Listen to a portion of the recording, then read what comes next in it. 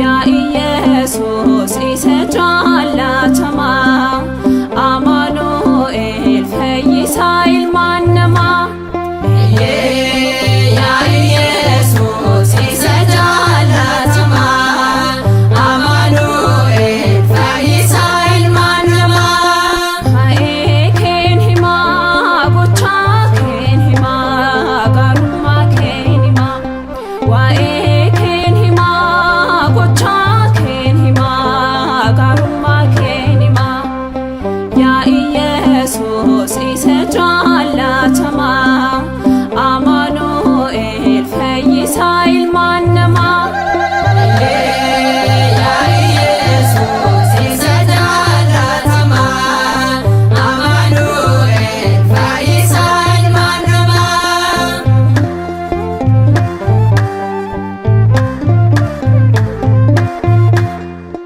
Ittiin qaana'uu gochaa sanaan hima guutuu kannaa godhee Iyesuus jedhama dhugaa nan baha maqaa isaan ol kaasaa.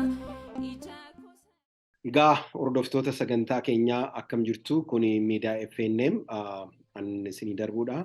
Baga gooftaa keenya Yesuus Kiristoos du'aa ka'iinsa isaatti isiniin ga'e jechaa sagantaa kana qabadhee kan isiniin dhiyaadhu ani Taaddasaa Lammaati. Har'a keessummaan keenya kan eebbanuu kennan Lubba Yehualashet Oregon State America irraa. Abbaan keenya eebbi keessan nurraa buluu eebba keessan itti fufuu dandeessa. Tolee, galatoomii Taaddasaa duraan dursa. Maqaa Abbaa kan Ilmaa kan Hafuura Qulqulluu Waaqa tokko. Amiin. Maqaa Abbaa kan Ilmaa kan Hafuura Qulqulluu Waaqa tokko. Amiin. Maqaa Abbaa kan Ilmaa kan Hafuura Qulqulluu Waaqa tokko. Amiin. Kiristoos tansaa mutaan baabii haayiluu wasiltaan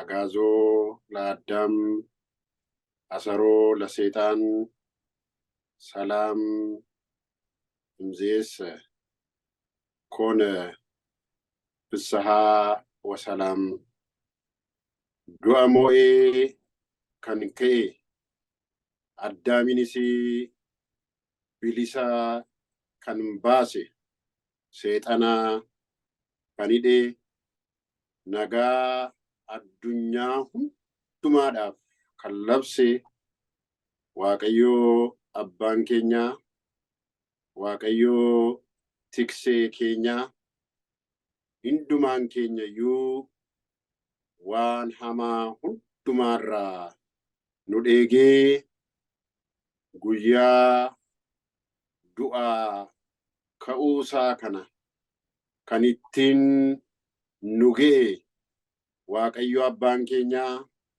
maqaansaa kan galatoomeef kan kabajame nuuf haa ta'u.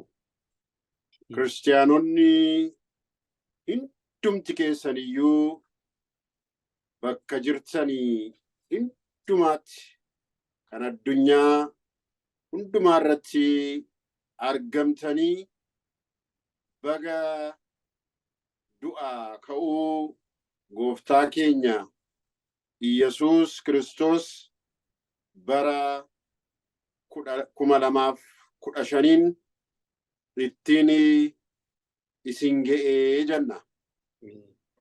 Egaa kiristiyaanonni hundunuu guyyaan har'aa guyyaa addaati. Guyyaan har'aa Addaamii fi ijoolleensaa guyyaa itti bilisa argatanidha. Guyyaa itti duutii Addaamii fi ijoollee isaarraa ture gooftaa keenya fayyisaa keenya qoricha biyya lafaa kan ta'e gooftaa keenya Yesuus Kiristoosiin rukutamee mo'amee duutis du'aan injifatamee ijoolleen Addaam hundumtuu guyyaa itti du'arraa bilisaa baanidha. Egaa guyyaa kana hundumti keenya iyyuu akka gaariitti goonee ni kabajnaa. Guyyaa kana hundumti keenya iyyuu hin faarfannaa, hin galateeffannaa. Sababiinsaa guyyaan har'aa guyyaa duuti nurra jiru mo'amee duuti nurra jiru awwaalamedha. Kanaaf egaan maatiiwwan kiristaanonni hundumti keessaniyyuu bakka jirtanitti ayyaana kana gaafa kabajjan jaalalaan ta'uu qaba. Ayyaanni kun ayyaanni jaalalli guddaa itti mul'atedha. Jaalalli sanyiin Addaamiin dabalatee baasii tokko malee, gatii tokko malee, gatiin itti kaffalamee fi kan jaalalli guddaa itti mul'atedha. Kanaafi jaalalli yoo hin jiru ta'e tajaajilli keenya hundinuu gatii hin qabu.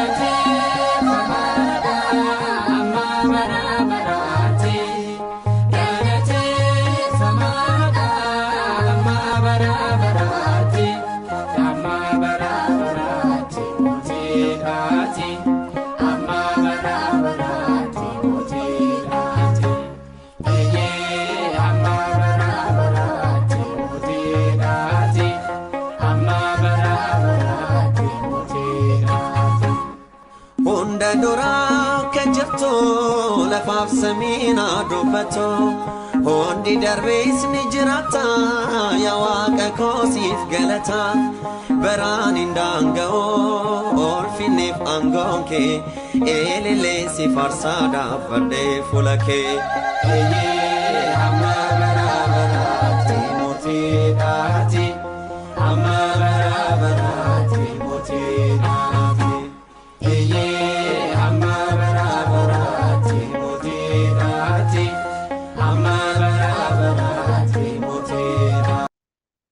Waaqayyoon waaqeffachuun keenya, Waaqayyoof bulla jechuun keenya iyyuu gatii hin qabu. Addunyaa yeroo ammaa kana keessa jaalala dhabde, jaalala laachuu kan danda'u Waaqa du'a moo'ee keedha. Kanaafi jaalalli murteessaadha. Jaalalli hin jiru taanaan keessumaatii namni Waaqayyoon beeka jedhee maqaa Waaqayyootti deddeebi'u jaalala qabaachuun isarra jiraata. Maaliif yoo ayyaana kana ilaallee ayyaanni kun kan inni nu barsiisu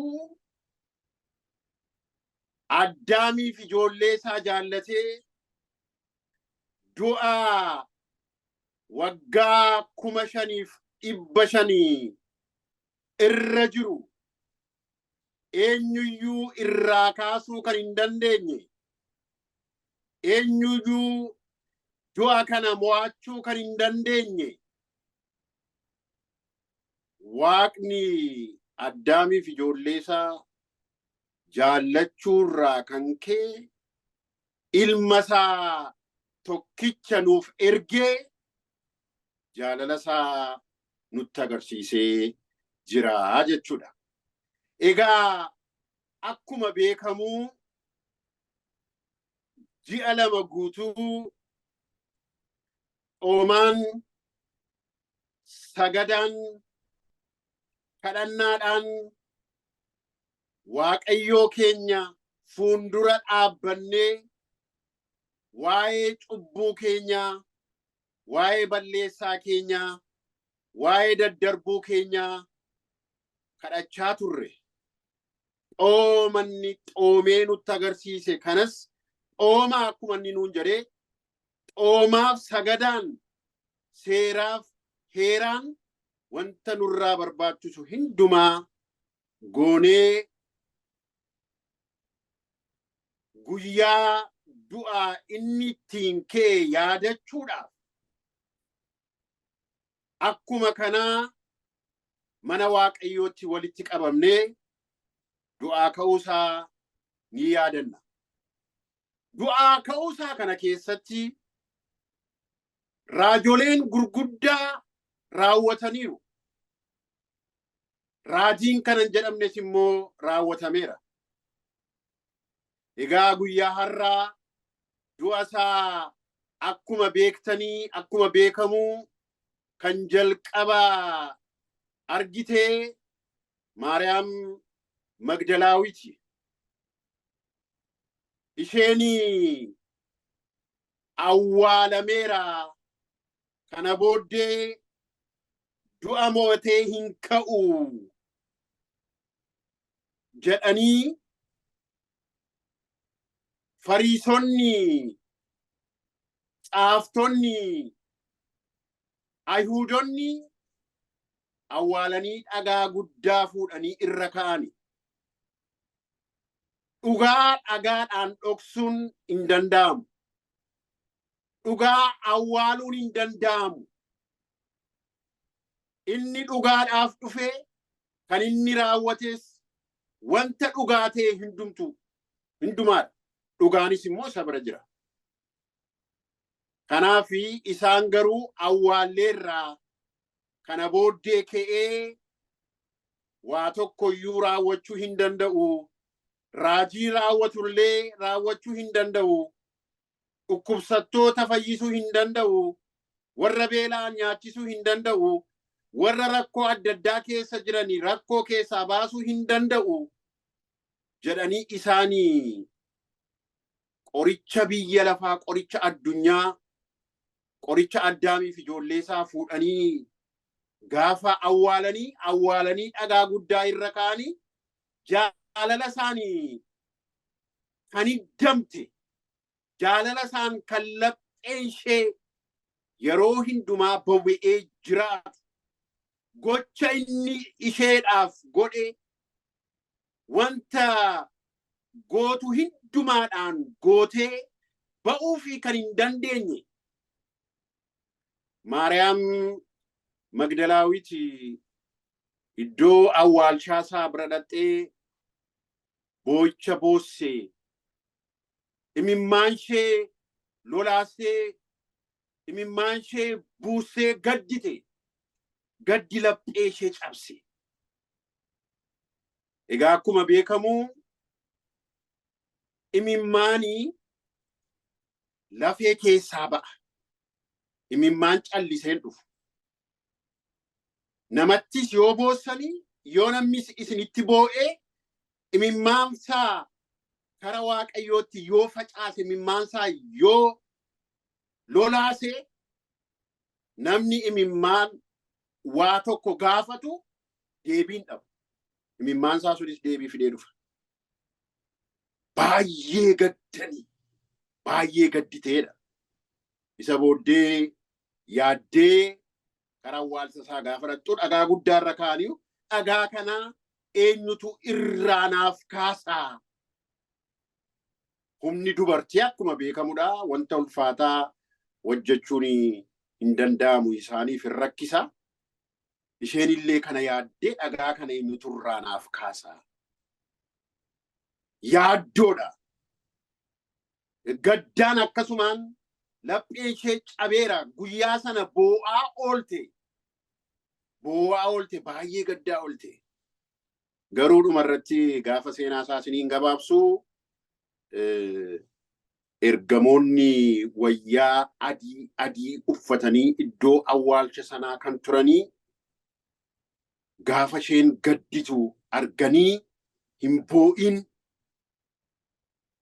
dhagaan kun irraa ka'a gooftaa kee isa hawwites hin argattaa isa gadditeefis hin argattaa akkuma jedhamee guyyaa sanatti jalqabaaf du'aa ka'uu gooftaa keenya Yesuus Kiristoos kan argite Maariyaam Magdalaawit jedha. Kanaafi egaa gaafa sagantaa keenyaa guyyaa har'aa gabaabsinuu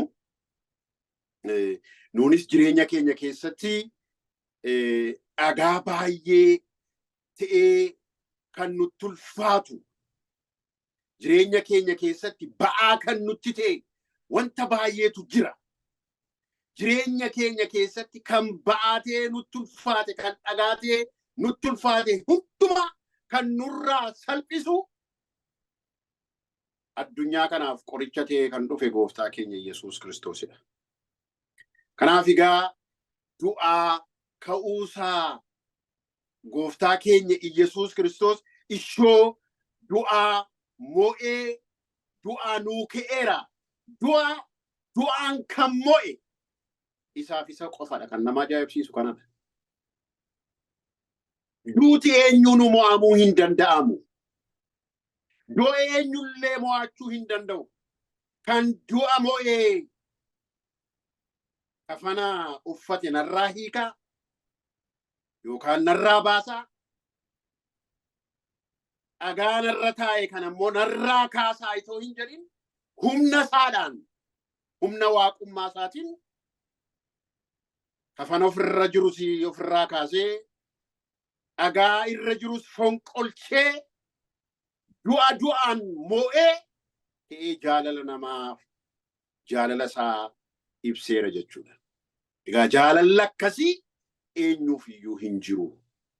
Kanaafi jaalalaan taanee Waaqayyoon dhugaadhaan jaallachuudhaan ta'ee gaafa amanannuu sirriidhaan amanannee jireenya keenya keessatti kan nurratti ulfaate hundumuu eenyuyyuu nurraa kaasuu kan hin dandeenye.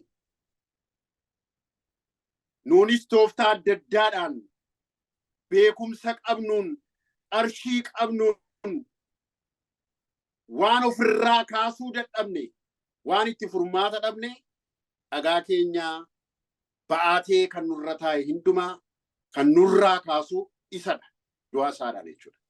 Kanaaf egaa ayyaana har'aa gabaabinumaanii seenaansaa dubbatamee hin dhumu.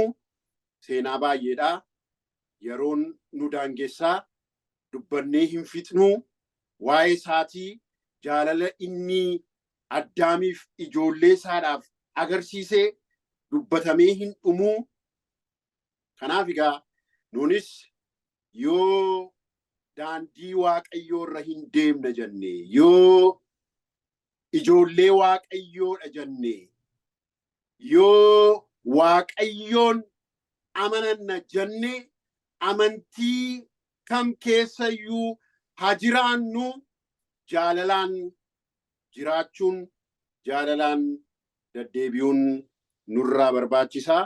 Egaa guyyaa har'aatti du'a mo'ee kan ka'e iddoo awwaalameetti kan hin hafne qorichi biyyi lafaa fayyisaan addunyaa Addaamii fi ijoollee isaaf du'a isaadhaan du'a mo'ee ka'ee ifa kan laate ifaan akka deddeebi'an kan taasise Addaamiif ijoollee isaa hidhaa diiyaabiloos harkaa kan hiikee kan bilisa baase Waaqni waaqotaa gooftaan gooftotaa Waaqayyoo abbaan keenyaa maqaan isaa kan galatoomeef kan kabajamee nuuf haa ta'u. Egaa maqaasaa waamnee maqaa ishee kan biraa hin daganne yeroo hundumaa isheenis jaalalaan kan nurraa adda hin baane haadha gooftaa keenya Yesuus Kiristoos fannoo jalatti immoo hundumaan keenyaaf haadha taatee kan laatamte harmeen keenya durbeen qulqulleettii Maariyaam akka sadarkaa isheetti kan galatoofamteef kan kabaja kan argatte nuuf haa ta'u. Ergamoonni, raajonni, qulqulloonni, toloonni sadarkaa isaaniidhaan kabaja Waaqayyoo isaaniif laateen kabajnii fi ulfinni isaaniif haa ta'u. Egaa guyyaa har'aatti nagaan lafee cabuu malee rakkoo tokko malee nu kunuunsee abbummaa isaadhaan nuudhaaf ijoollee isaadhaaf wanta barbaachisu hundumaa nuuf godhee kan guyyaa har'aa ittiin dhugee Waaqayyo abbaan keenyaa ayyaana keenyaa sirriin warra waa tokko hin qabne duukaa kabajnee dabarsuu akka dandeenyu ayyaanicha akka inni kabajaa nuun jedhetti kabajnee ayyaanicharraa eebba qooddannee dabarsuu akka dandeenyu Waaqayyo abbaan keenyaa hundumaan keenya nuun gargaaru. Maqaan Waaqayyoo kan galatoomeef kan kabajame nuuf haa ta'u. Maqaa Abbaa, kan Ilmaa, kan Hafuura Qulqulluu Waaqa tokkoo. Amiin. Ameen. Abbaa keenya eebbi keessan nurraa bulu. Yeroo qabdan irraa ergaa keessan eebba keessan waan nu eebbistaniif ulfaadha. Yeroo biraatti walitti deebina. Halkan gaarii. Galatoom. Otoonan tuffatiin Saamraawwitii jettee bishaan jireenyaa jaalalaan naaf laattee seenaa isaa taree sichiin xooraa'u mana kee Yesuus anta sumaan bahu.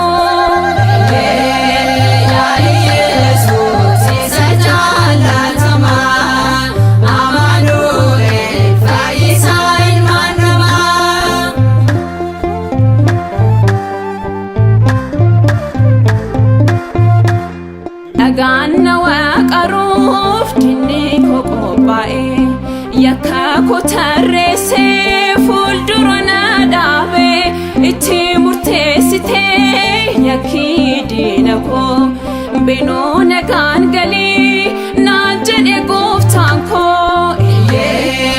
Yaa Yesuus isa jaalatamaa Amaanu'eel fayyisaa ilmaan namaa.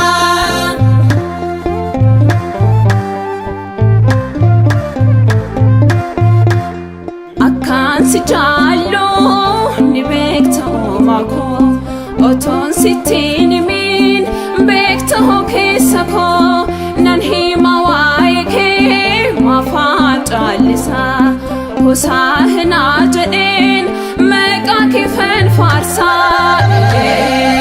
Yaa Yesuus